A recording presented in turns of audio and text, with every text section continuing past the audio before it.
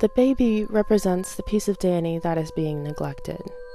Danny's needs and cries aren't ever addressed, unlike the baby, who we see surrounded by loved ones and always being tended to. The baby is always heard crying in the background when Danny and the others are about to sleep, an allegory for Danny's own subconscious crying out. The only time the child isn't heard is during the nightmare, when Danny is actually being abandoned after she drugged herself to sleep. Placing the scissors under the pillow is a reference to ancient superstitions that claim that scissors offer protection against bad dreams and changelings if they're made of iron.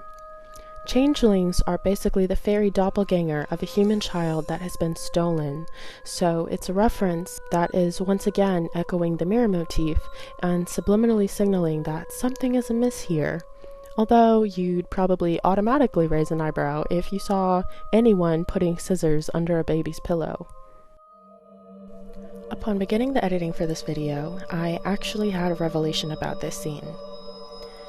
This scene is also a reference to this piece of the Love Spell tapestry, foreshadowing once again.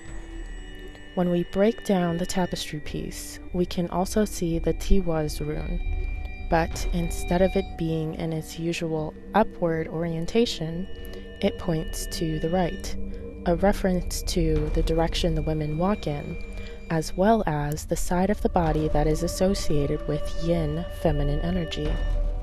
The Tiwaz rune is literally defined as the rune of the god Tyr, a war god who sacrificed his right hand in order to trick Loki's wolf son Fenrir into bondage. So esoterically, the rune is used to express justice, sacrifice, faith in divine timing, and cosmic order. So when I see the symbology, also taking into context that this is part of Christians' seduction ritual, the message is that as Danny comes back in touch with her femininity, there will be a sacrifice made in order for her to become her true self. The sacrifice being Christian. The women walk backwards to demonstrate that they don't even need to see where they are going, because they have faith in their intuition's guidance. They are resting comfortably in their femininity. At the feast before the Stupa, Danny brings Christian some flowers, walking backwards to pick them, a metaphor for how she is regressing, giving affection to a man who doesn't do the same for her. Relationships have a stronger chance of working out when the man loves the woman more. A lot of people get offended when they hear this, but let me say that this doesn't mean the man is loving the woman at the expense of himself. It is simply a reference to men's innate biological wiring to chase. This is also why it is traditionally acceptable for men to take the lead in courting, and why men don't respect easy women. Yes, there is a double standard, but ultimately what it comes down to is exclusivity. The harder he has to work to earn a woman's love being a reference to the romantic emotion or a euphemism for the more he will appreciate and do for her. Of course, provided that he is actually a good man. Throughout the entire movie, Danny chases after Christian, acting as the masculine giver as opposed to the womanly receiver. The way she enters the frame also underlines this message. She enters in, moving to the left versus moving to the right like the women, demonstrating her backwards actions as well as the fact that she is dwelling in her masculine. Then they go to the Stupa, a Swedish name given to a number of cliffs where ritual genocide allegedly took place. The group is visibly disturbed, and one of the elder women tries to console them, promising this was a relief for the elders as they gave their lives willingly. When they get back, Danny is ready to leave and beginning to crack. Pelle sees her and tries to again connect with her through their shared orphan status. This time, she has nowhere to run and has to face an uncomfortable truth. it initially appears that she is still isolated, and her and Pele aren't really resonating on the same frequency. But then he says this: "I have always felt held. Does he feel like home to you?" And Danny makes eye contact, finally receptive and listening. That night, she has a nightmare of being voiceless and abandoned at the compound. It does no good dodging, lashing back at the inevitable. Perhaps the spirit. In keeping with the spirit of yin and yang, I also want to consider a motif in the movie and its significance/relevance to traditional Chinese medicine, which, due to laziness, I will refer to as TCM. In TCM, each organ is associated with an emotion.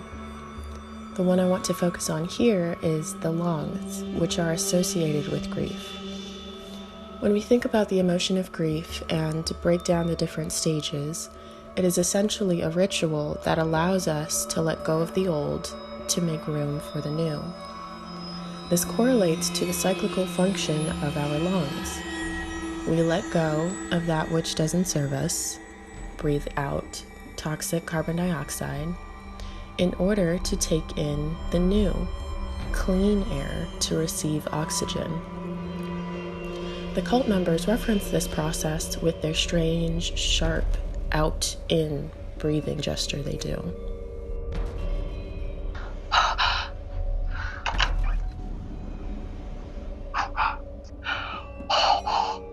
Danny's journey was about her learning to trust in herself to ultimately have the courage to accept and let go of the old to make room for the new.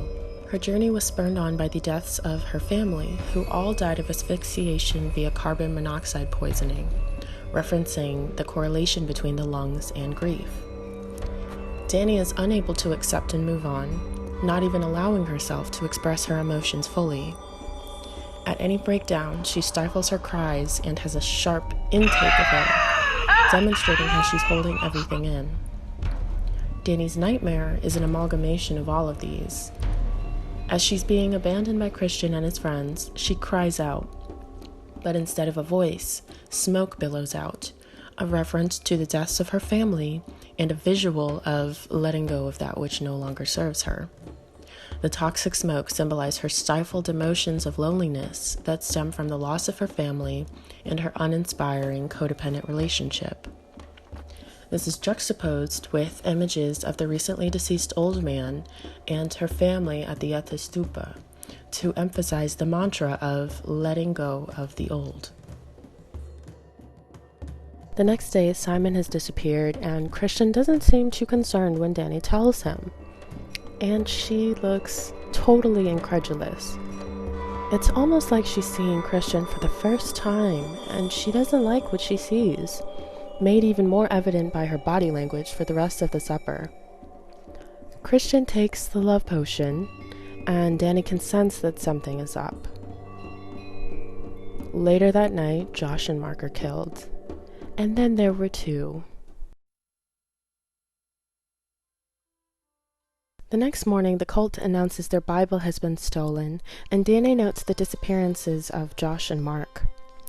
Then, two elder men tell Danny that she's going to be spending the day preparing and bonding with the women. She's given a dress specially made for her, another handmade gift.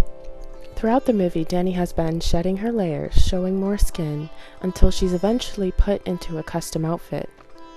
Her shoes have the Elder Futhark letter for D, Degas. Degas, in the literal interpretation, means day, but in the esoteric sense, it generally means a rebirth or awakening and enlightenment. We see Danny hallucinates her feet as roots, implying she is getting or has gotten, quote, back to her roots. She has gone through a rebirth on her birthday and is becoming illuminated to the truth about herself and the world around her. The hug here represents Danny finally embracing her femininity and accepting the journey, culminating in her eventually reaching her highest potential, symbolized by her crowning as May Queen. The dancing starts off shaky, but she eventually finds the rhythm and is genuinely enjoying herself, thriving in femininity. Danny is even able to speak Swedish with another woman, despite not having lessons, and immediately after, she is crowned May Queen. Alas, her journey is not yet complete. Notice how Christian wasn't present for most of this. Instead, he was sent away to Siv's house, the apparent matriarch of the compound. There is no room for him in Danny's new life. If she is to truly blossom, then she must leave him behind. As Danny is carried off by the cult members, we can see Danny's sister in the trees, interestingly, no longer haunting Danny's dreams, but now watching over her while she's awake. This time, the dinner table is in a straight line, with Danny at one head and Siv at the other.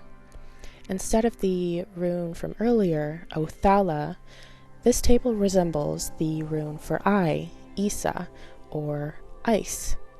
In the ancient Chinese philosophy of yin and yang, the yin represents the feminine energy and is associated with the darkness and earth and water elements. Therefore, ice, being a variation of water, is feminine. So with that in mind, when we remember back to the opening scenes of the snowy landscape, we could also say they're a physical representation of feminine energy. This would make the sunny landscape a symbol of the masculine energy, further underlined when we remember that the trip was originally a guy's trip. A woman comes over and force-feeds Danny a herring, a good luck ritual for New Year's in many European cultures. In this case, the herring is a celebration of Danny's new beginning/life, and we also see Pele drawing her another portrait. Quote, "It's just something I do for birthdays." She clearly doesn't want to eat it, but the cult members eagerly encourage her. She spits it out, a defiant action that should be a bad omen, but the cult members here instead just laugh it off and clap for her anyway. Christian realizes how insignificant he has become when he asks an elder what's going on, and the elder claps at him, the way you would if you were trying to kill a fly or a mosquito. No longer a manipulative predator, we're beginning to see him for the insecure leech he truly is. In an effort to soothe his bruised ego, he gravitates to a virgin, Pele's sister Maya. He goes off to perform a mating ritual while Danny blesses the crops with a fertility ritual. You're spatula, yes? Yes, you are the family.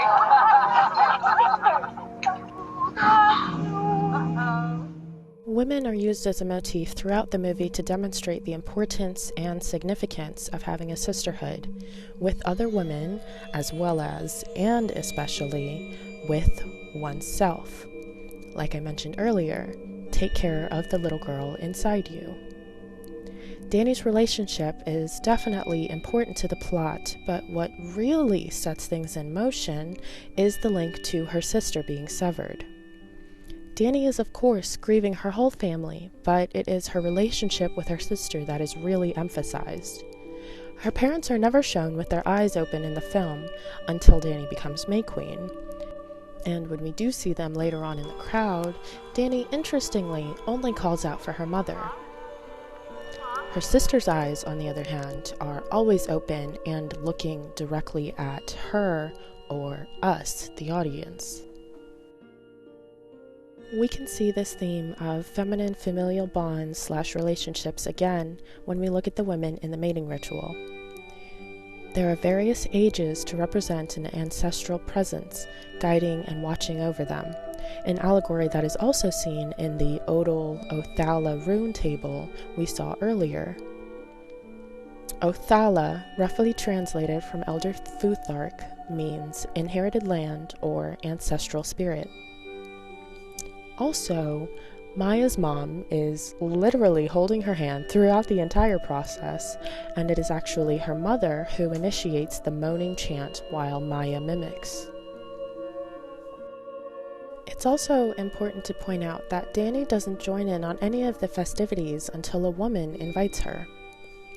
Pele's attempts at connecting are generally viewed as antagonistic, with Danny always fleeing, at least until Pele sits her down to give her the scoop on her relationship.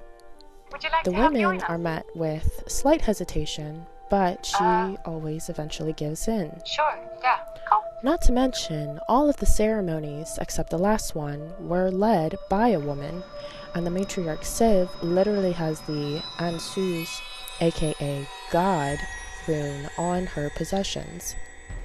This is obviously done to underline the power of the feminine presence here in Helsingland. Danny tries to bring Christian with her, but Siv denies her and sends her on her way. At the ritual, another more experienced woman passes Danny the torch and guides her through the ritual. This visual is also a mirror, with the woman's high-pitched voice contrapuntal to Danny's lower tone. When they come back, Danny can hear the sing-songy moans of the mating ritual and heads towards them.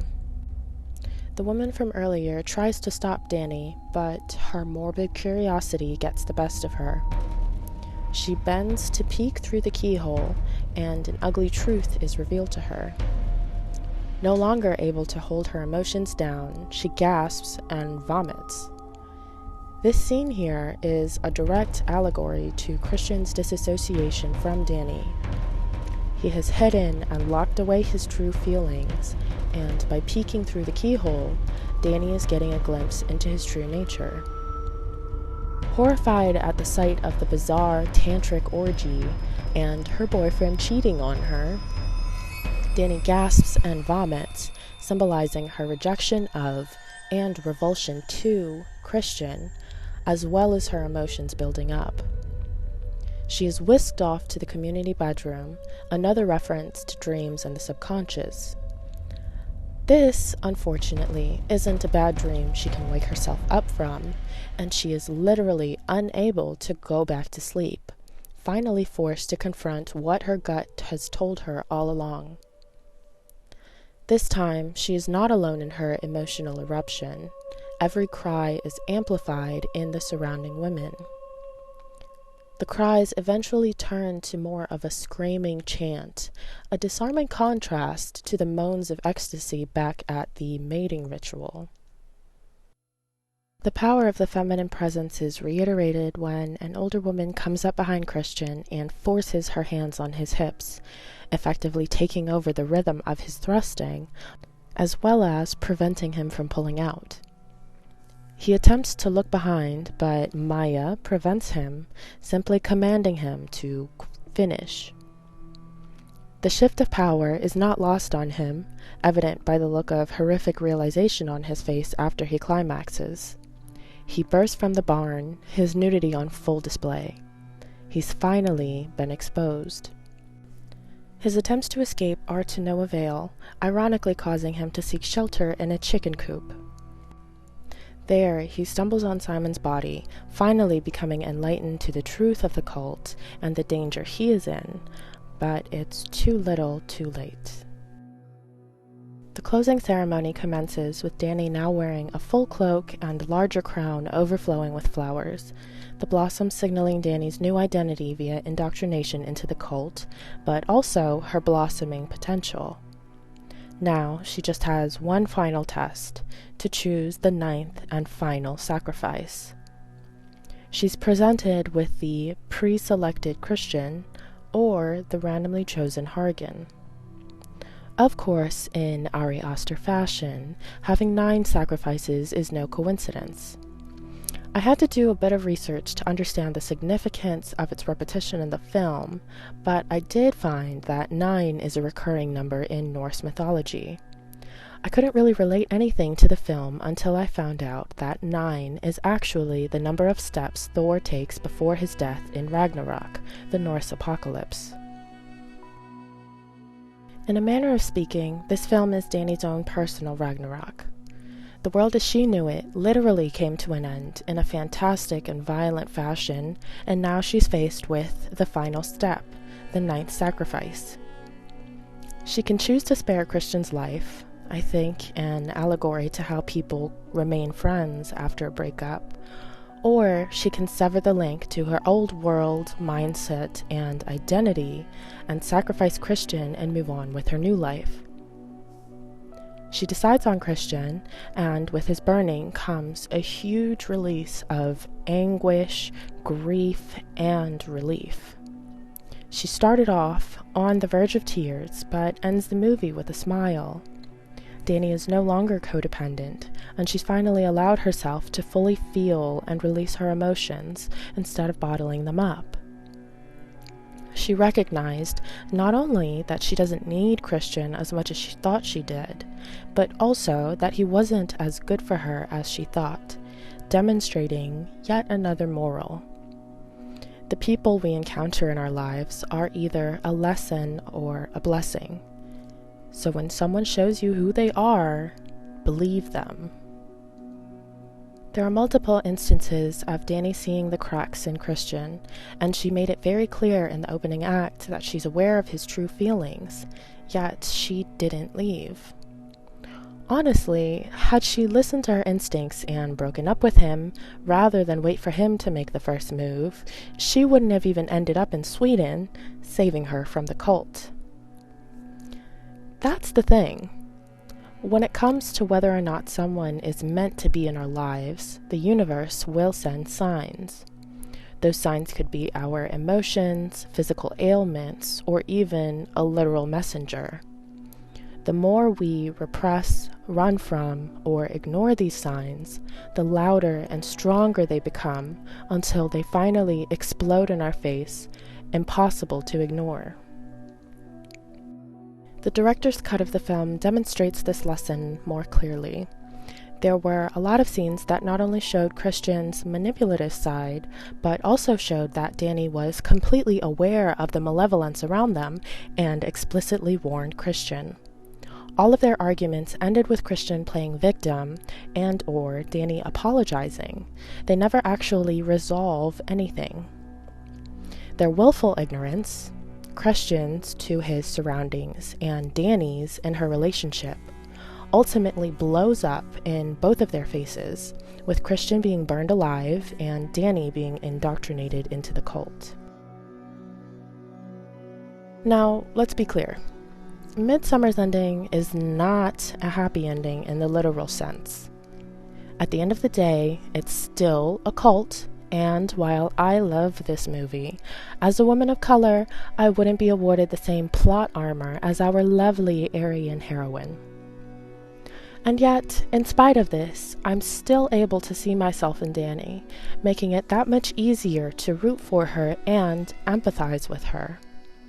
When she's finally freed of Christian, I can feel the relief, and I understand her smile in the end because I've also experienced that liberation that comes when you finally decide to cut a narcissist off.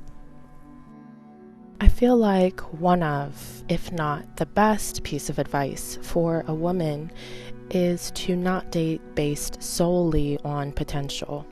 Pay attention to his actions.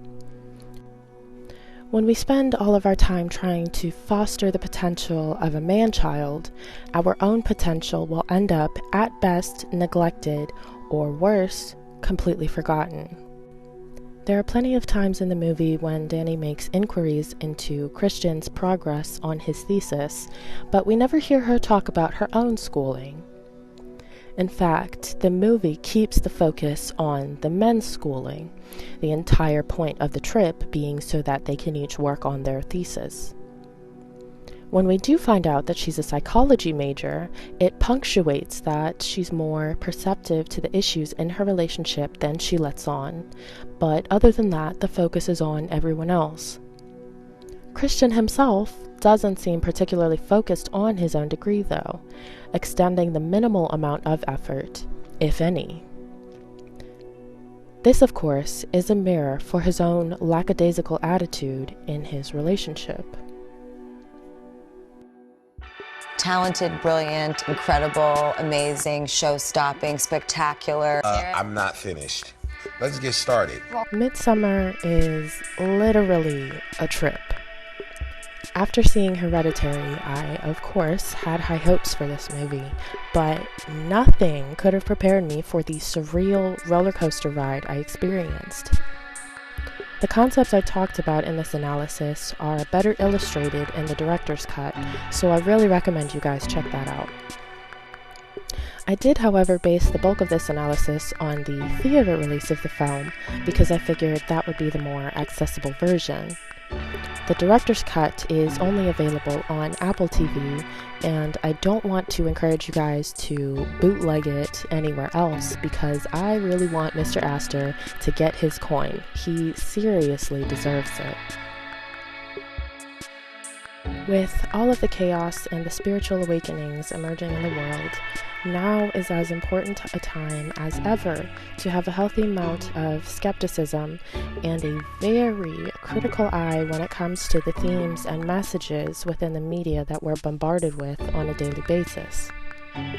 The quarantine has helped me rediscover some of my natural talents and hobbies, and I can't wait to apply them to the content on this channel. I still have a few other videos planned, but feel free to leave suggestions and, of course, constructive criticism for me.